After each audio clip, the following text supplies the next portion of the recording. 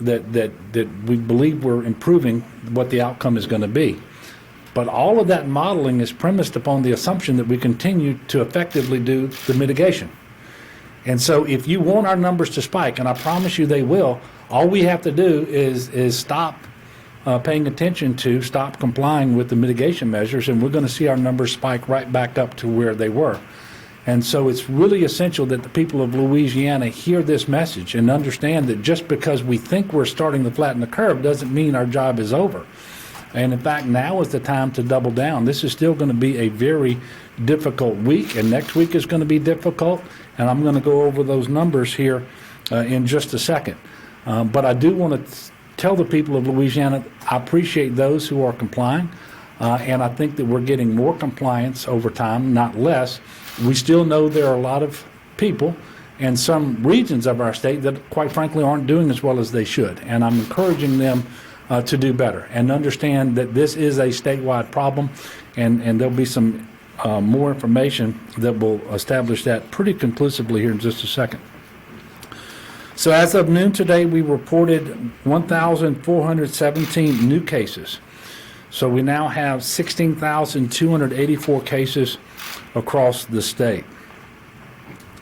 And I want to remind you all that every time we talk about a number, whether it's that number I just went over, 1,417 new cases or over 16,000 cases, we're always talking about our fellow Louisianans. These are human beings. These are our brothers and our sisters and so forth. And that should never be lost on any of us. Unfortunately, we are reporting today 70 new deaths. That is the highest number we have reported at any time in a 24-hour report. And remember, we're not saying that 70 people died in the last 24 hours, but that is the report that we have today, is that 70 new deaths have been attributed to COVID-19. Some of these people expired, and many of them, perhaps most of them, expired before yesterday, but the report just came in today because the testing finally confirmed that the individual had COVID-19. 519 patients are currently on ventilators. That's a big number, but it's actually a decrease yesterday from 552 patients. And what this reflects, we believe, is improvements in the way we are dispensing medical care in Louisiana and achieving better results with fewer people having to be placed on vents and people being able to come off vents a little earlier than we originally thought would be the case. And so I want to, again, thank the medical community out there, all those doctors, all those nurses, all the respiratory therapists, and everybody else associated with delivering health care in Louisiana currently under these very difficult conditions. And while the number of patients on vents went down, the number of patients in the hospital actually went up. We currently have 1,996 patients hospitalized across the state with COVID-19, and a number of others who are still under investigation. And I think that number is about 990 that are under investigation. In fact, you can see it there. They are in the hospital, and a large percentage of those are ultimately going to prove to be positive for COVID-19. I do want to make a correction regarding the number of hospitalizations we announced yesterday. There was a data reporting error, and the number of patients hospitalized yesterday was actually 1,981, and we reported a different number than that, and I apologize. We're taking steps to make sure that that does not happen again, because we are trying to be transparent, we're trying to be timely, and we're trying to be accurate. I mentioned yesterday that, and in fact this is the source of a lot of national news reporting right now, not just in Louisiana but around the country. We know that just over 70% of the COVID-19 related deaths in Louisiana are deaths of African Americans, while they make up 32 to 33% of our population. We are looking into this further and trying to figure out everything we can about that. For example, what percentage of overall cases do we think African Americans make up? What is the role of comorbidities in these deaths and so forth? And we have a lot more questions than we have answers at this time. I believe yesterday we may have been the first state to report on this, and we're trying to get more information, not less, and as soon as we have more, we're going to share that with you. We know that there are now confirmed cases in 63 of our 64 parishes. We added Cameron Parish today. Tensall is the only one out there without a confirmed positive case of COVID-19, but I can assure you it is in Tensall Parish, just as it is in every parish and every community. The virus and the disease is out there. This is truly a statewide public health emergency, and that's why we need everyone's cooperation all across the state of Louisiana. One of the bright spots in this is we have ramped up testing in Louisiana to a degree that, quite frankly, no other state has done. According to the information we have, we're now number one in the country in per capita testing. And I think that speaks volumes to the efforts that we have underway, led by the team at the Department of Health and Office of Public Health. And of course, Dr. Alex B. has been here with us every time that we've had one of these press conferences, and he's working hard every single day with his team. But I did want to point that out. And by the way, I don't say that because we're satisfied. We're not. We want a lot more testing, and we want a lot more testing in rural areas especially. We know we need more testing in the river parishes, and we're moving in that direction as well, and you may have some more questions about that. But I did want to point out that we have now administered more tests in the state of Louisiana per capita than anywhere else in the country. In fact, we're right at 75,000 tests now. A bright spot has also been the incredible report that we have received from businesses, neighbors, and nonprofits. To date, all 64 parishes have received PPE, and 126 medical facilities statewide have received supplies. I specifically want to thank Apple today and AmeriCorps for sending masks to our state. As promised by Tim Cook, the CEO of Apple, we received 400,000 masks last night and are in the process of distributing them. AmeriCorps transferred to us about 14,000 N95 masks this week as well. We are grateful for all the help that we are receiving, and we thank everyone for their generosity. Also, we want to encourage everyone to support our businesses, our Louisiana businesses, as much as possible. One way that you can do this is buying locally, and I joined Wildlife and Fisheries Secretary Jack Montesay and encourage everyone who's going to go out and buy seafood, purchase seafood that was caught in Louisiana by Louisiana fishermen, or packaged here and produced here and that sort of thing. The state's fishing industry is still reeling from last year, which was particularly tough with the multiple openings of the Bonnet-Carré spillway and the floodwaters that put too much fresh water in certain areas of the state.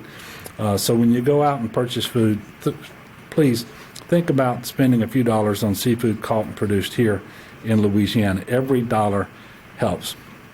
And if you want to find out where you can purchase local seafood, you can go to LouisianaDirectSeafood.com. LouisianaDirectSeafood.com. From there, you can arrange local pickup, or you can have it shipped to your home. And before I take questions from the press, we're going to start something a little bit new today. We have a lot of people who are staying at home, and they have questions for me that, quite frankly, you're not asking. So we're going to start taking a few of their questions, and we're going to start today with taking two. So if members of the public, if you have questions that you want asked, please submit your questions to askjbe@la.gov. askjbe@la.gov. And we will get to some of those at future press conferences or on social media. We'll try to respond to as many as we can. Today we have two questions that we're going to entertain. The first is from Maggie. Maggie is from New Orleans, and she asks, if so many people who are positive or asymptomatic, why are we limiting testing to only those with symptoms? Isn't it important to identify all positives so that they don't spread the virus unknowingly?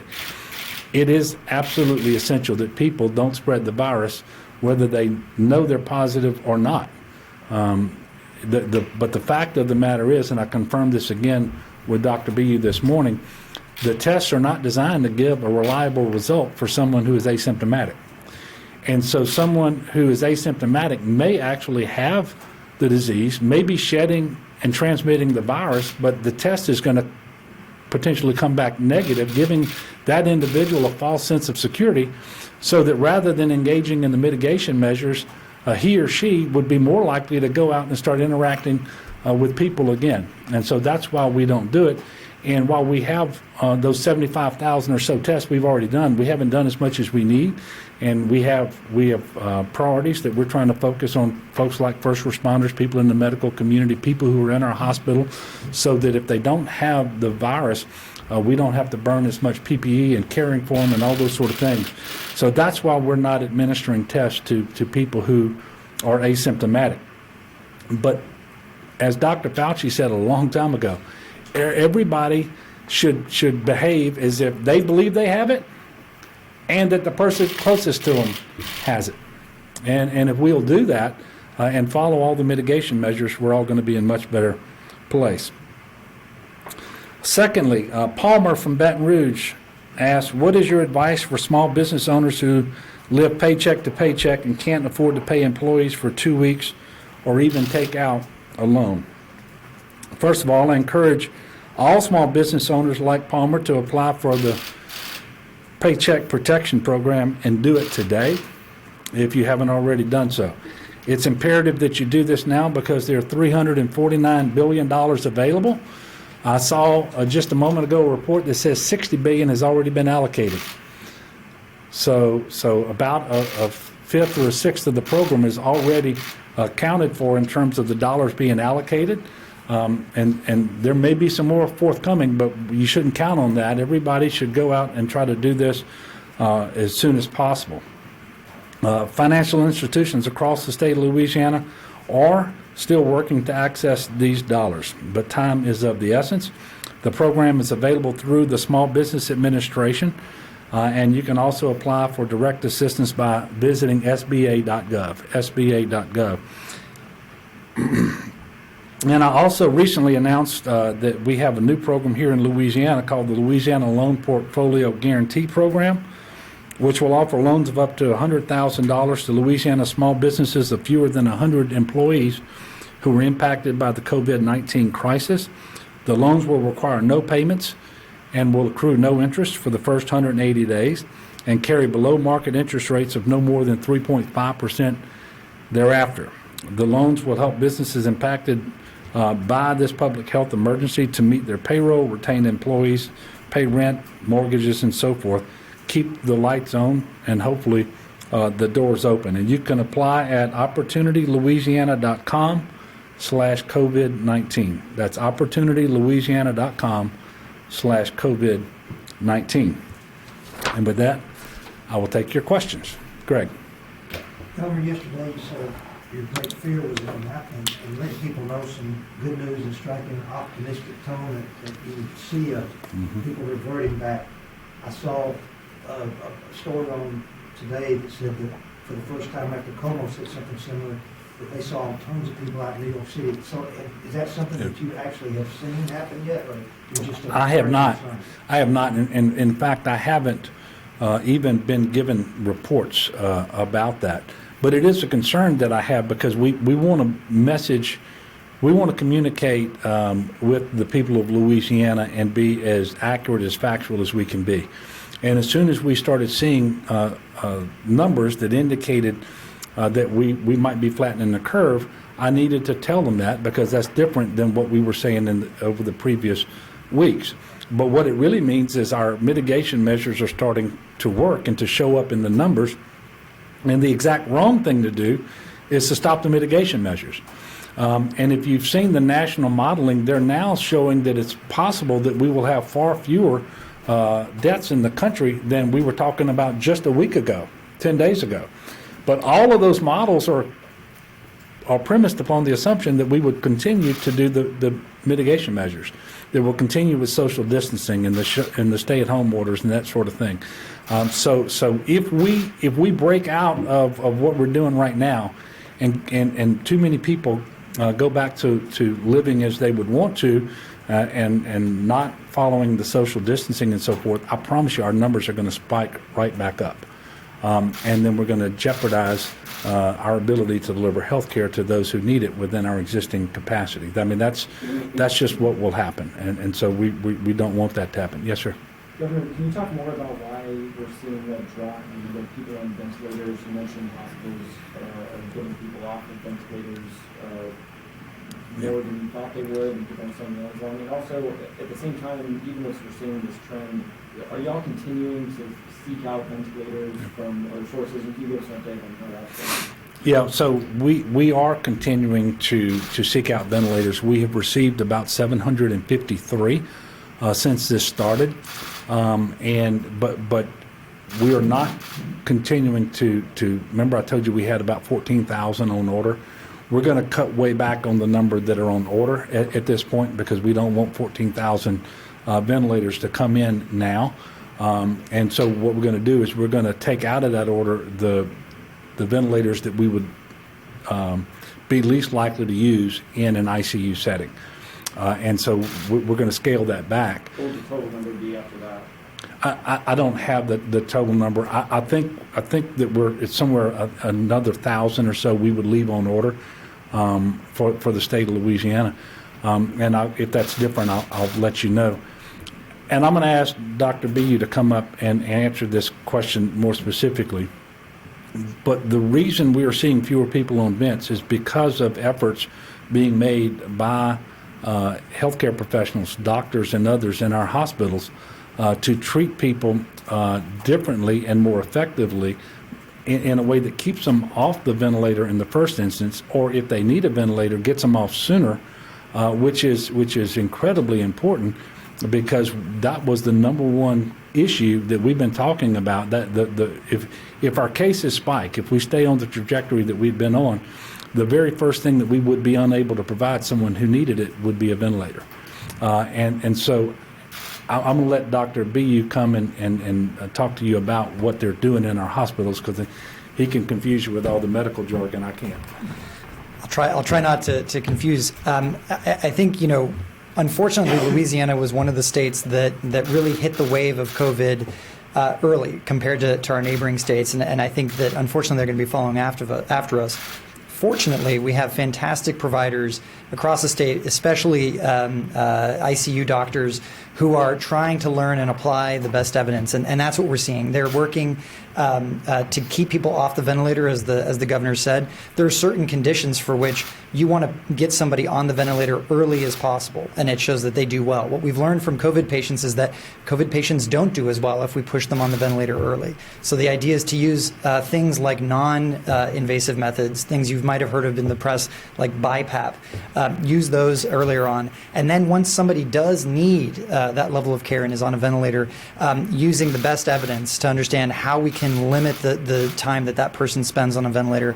And we've got real clinical leaders, national clinical leaders, in places like New Orleans and Baton Rouge and Shreveport and other places, really defining a protocol. One of the things that we're trying to do with the department is support that work, bring together those thought leaders so that they can really identify essentially a Louisiana protocol that can then be shared across ICUs, whether you're in New Orleans or you're in a smaller community, so that all of our docs and all of our citizens enjoy that same learning.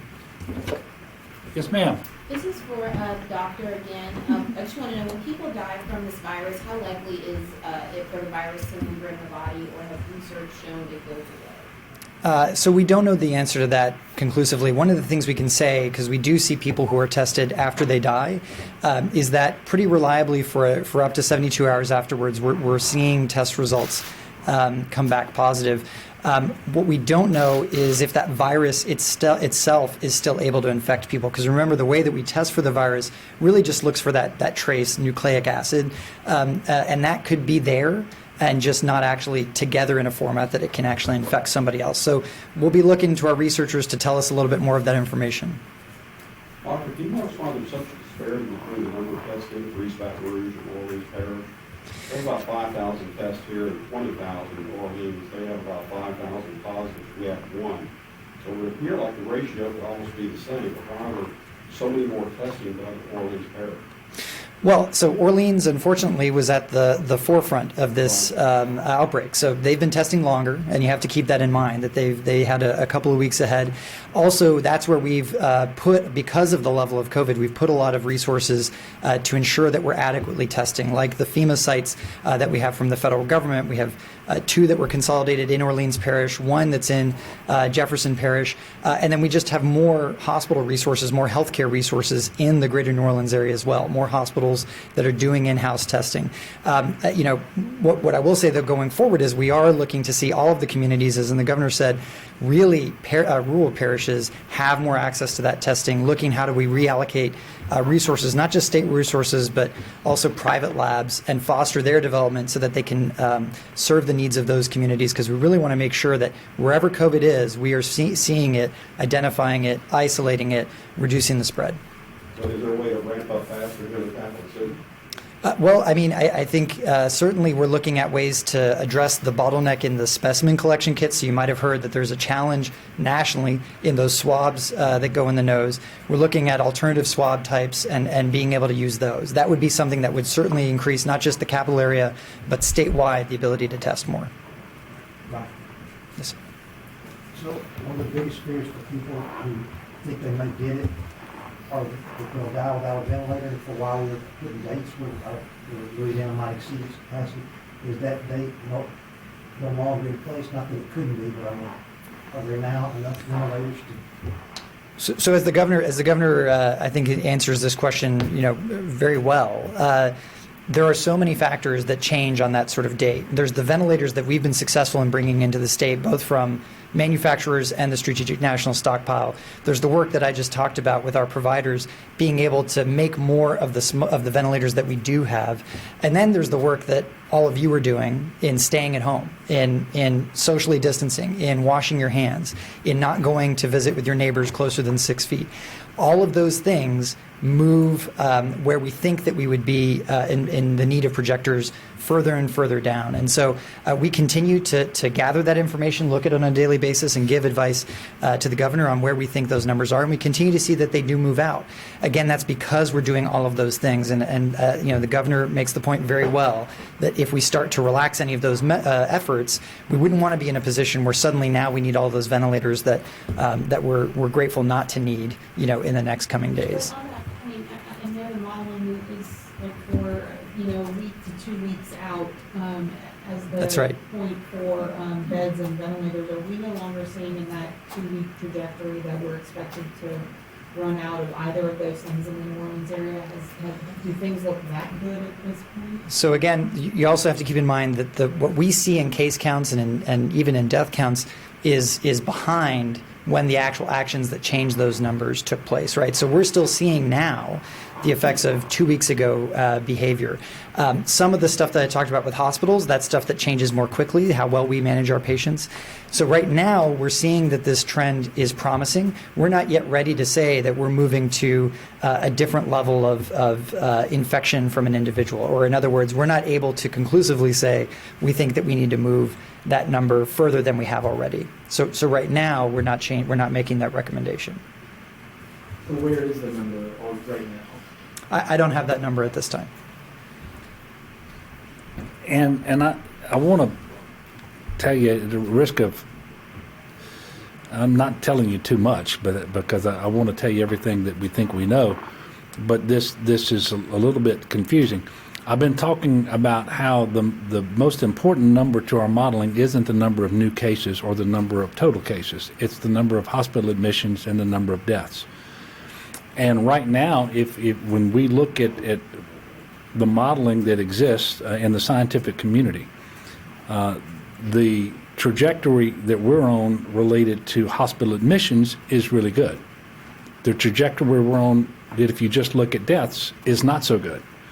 And so the two most critical pieces of information are not in agreement with one another as to what's going on out there. And so we're still a little bit in the dark, and we're trying to figure out the degree to which our population may have a disproportionate number of individuals with those comorbidities that cause the deaths and so forth, or if there's some other explanation for why we're seeing more deaths in Louisiana than we would expect to see, or is the trajectory of our case growth really worse than we want it to be? And quite frankly, we don't know the answer to that question yet. But we don't, and if this is wrong, I'll correct it. I don't think in the next 10 days or 2 weeks we see that we will exceed our vent capacity because of all the reasons. We think the mitigation measures are working. We think the health care is being delivered in a way that keeps people off vents and get them off vents sooner, and because of the additional vents that we've been able to bring into the state. So all of that together is we don't see that happening over the next 10 days to 2 weeks. And the same on hospital beds, I'm assuming. is Correct. less than 700. Correct.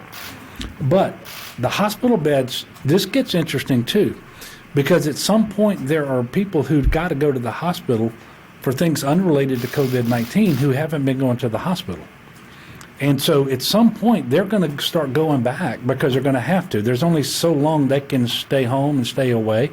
And some of the surgical procedures that have been put off because they weren't emergency, at some point they have to be done. And so the number of beds in our hospitals that are going to be used up by these non-COVID patients will have to increase over time. And we never know exactly what's going to happen in the COVID population, which is why we believe it's smart to have the Ernest Morial Convention Center set up as a medical monitoring station so that we can transfer people out of our hospitals and into to the convention center. That's one of the reasons why we continue to move down that road, is because we believe that it's going to be necessary. And so I mean, but there's every day we're analyzing this from 100 different perspectives and trying to figure out where we are and where we're heading. And I can just tell you, it's very difficult to do that. Yes, sir. This virus taught us about the gap in healthiness between black Louisianans and Louisianans of no race. Well, we think that plays a role in the disparity in the number of deaths in the African American community. You know that we reported yesterday that a little over 70% of our deaths are African Americans when they comprise 33% of our population. Now, the role that health disparities play in that, we can't say with any precision, but we believe that there's a role there because we know that the comorbidities that make someone particularly more vulnerable to this disease are those that are more prevalent in the African American community: hypertension, diabetes, kidney disease, heart disease, and so forth. But it is also true that if you look at where the hot spots have been and where the cases have been located for the longest in Louisiana, because remember, someone who dies today, they die today because of a disease they contracted 10 days, 14 days ago, or perhaps even longer.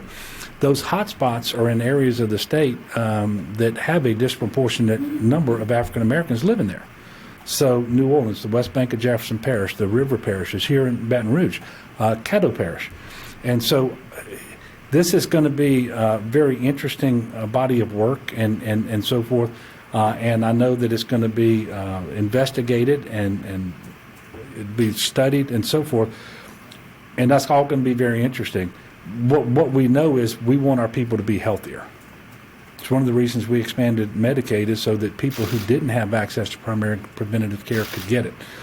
People who couldn't manage their disease by going to the emergency room can start to manage their disease and so forth, and we can become healthier. And all that's really interesting and it's important. But what we're trying to do right now is figure out what can we do right now to make a difference. And part of that is going to be communications, making sure that everybody in the state is taking seriously their role in protecting themselves and their families and their communities by slowing the spread. Talking about all of the things that we've been talking about here every single day. But this, it is very troubling to me. And by the way, I think we were the first to report this yesterday. And if you've been paying attention, the results are similar in Chicago, in Detroit, and Milwaukee, and other places are coming online today talking about how disproportionate number of the deaths are for members of the African American community. So there might be something larger than just health disparities here in Louisiana. I just don't know. I don't know yet. Yes, ma'am. In a lot of the other southern states, you have seen much more disagreement, at least publicly, between local elected officials and some of the state elected officials about how to respond to the virus, and we haven't seen a lot of that in Louisiana. What do you attribute the fact that everybody, at least on the public elected official level, seems to be working in agreement in some way? Well, look, it's all I can do to pay attention to what's going on in Louisiana, so I don't know how to explain what might or might not be happening in another state. But I think because we quickly declared a public health emergency here in Louisiana for the state, because we quickly put in mitigation measures that were statewide, including when I felt it was warranted, the stay-at-home order, and that everything we've done has been uniform across the state. You haven't had an instance where local elected officials were left to make these decisions on their own when they don't really have offices of public health, for example, that they can rely upon. And they may not have access to all the best practices and the guidance coming from CDC and the opportunities that I have, for example, to call somebody like the Surgeon General or Dr. Fauci. So I think that has played a role in it. And the other thing I will tell you, look, we make mistakes and nothing is perfect and so forth, but we really communicate well with local elected officials, and if they call us with a concern, we do everything that we can to address it. And quite frankly, the biggest concern is people want to know what's happening in their communities. They want more testing. Well, I just told you, we've actually have the most tests per capita in the United States of America here in Louisiana, and much of that we've done responding to individuals and their request that we come into their communities and do more testing. We're not where we want to be, and we still have a long ways to go. But I think because of all of that, we've had a pretty good working relationship and good communication, and I think that that's key. And we just need to keep that going throughout this public health emergency. Yes, sir. We saw originally there was a huge influx of unemployment and food stamp applications that had overwhelmed systems people to get through. Can you give us an update on where those numbers stand and also whether those backlogs are still there? Well, we do have a tremendous demand and volume of calls both into DCFS as it relates to SNAP and also unemployment insurance claims, which are sometimes filed as a new claim and they have to do that weekly verification that their status hasn't changed. I can tell you that we've increased the capacity to take more calls, and we've had the ability to increase our capacity online as well to receive applications. I believe the numbers through the end of March on unemployment were 155,000 claims. Obviously, we've received new claims since then, but I am, to the best of my knowledge, I'm not supposed to report anything beyond last Friday, the end of March, until such time as we have a week at a time in order to report, and I'll be happy to do that. I will tell you, and it should surprise no one, the numbers have gone up over that time period. But people at the Workforce Commission and at DCFS are working extremely hard, staying late and working till 7 p.m., for example, in order to process all the claims that they're getting. And we've waived certain requirements that allow them to get assistance out to people faster. So, for example, if you're filing an unemployment claim, you're not going to have to wait a week, which is what you typically would have had to do before you can get any benefits. You're not going to have to show that you're out searching for work during this public health emergency in order to continue to be eligible to receive those benefits. And so by removing those requirements, we're actually allowing the staff on hand to process more of these applications sooner. And it's not just processing the applications, but it's actually sending out the benefits. So for the unemployment, for example, I can tell you that, and I don't have the figure with me, and I'll get it to you through Christina, but we're paying a lot of money out. And we've received guidance now on the pandemic unemployment assistance that is going to be administered by the Louisiana Workforce Commission for those people who are not employees.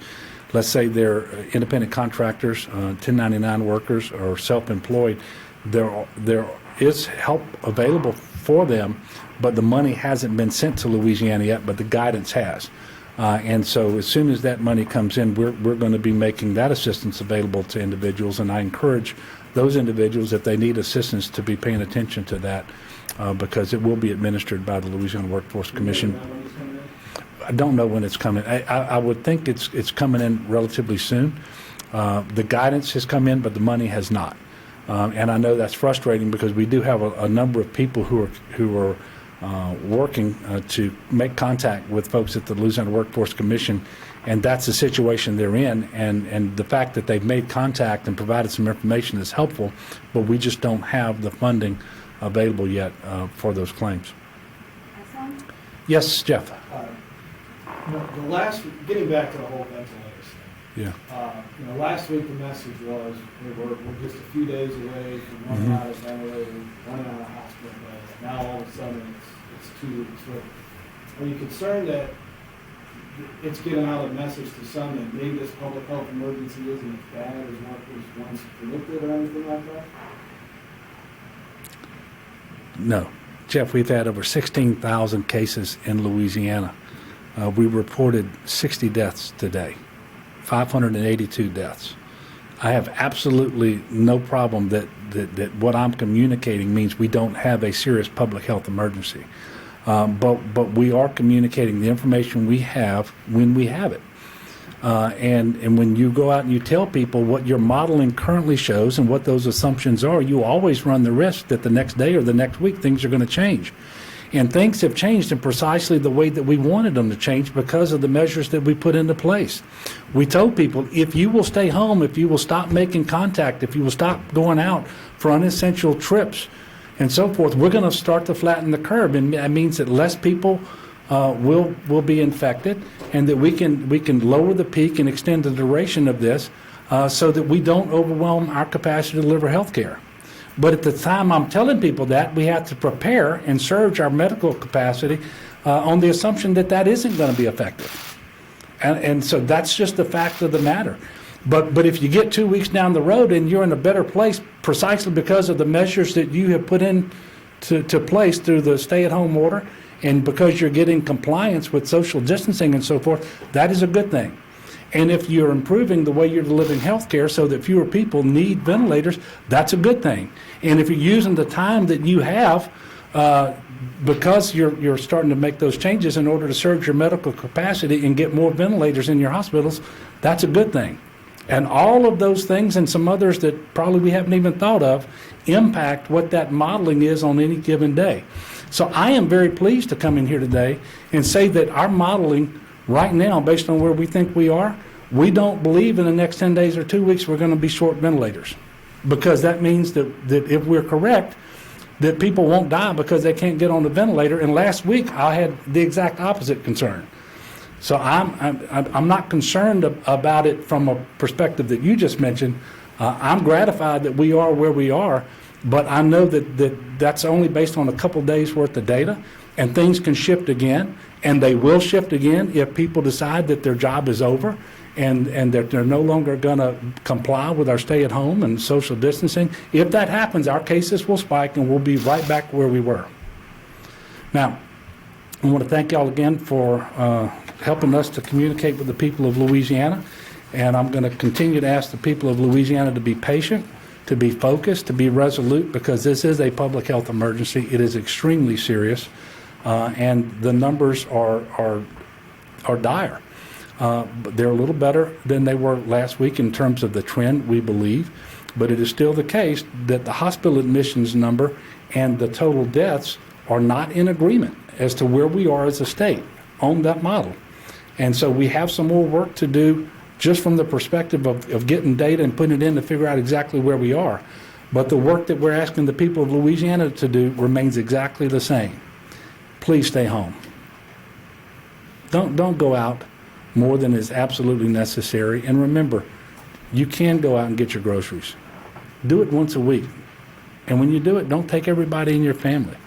And you know, it's just incredibly important that we continue to practice social distancing.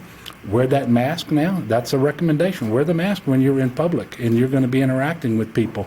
So when you go to the grocery store, you go to the bank, you go to the pharmacy, that sort of thing, wear your mask. We will have another press conference tomorrow at 2:30. And we'll have some more questions from the public too, because I still don't like your questions. No, I'm joking. Thank you. Oh, by the way, the Saints played a great game last night. I hope y'all had an opportunity to watch.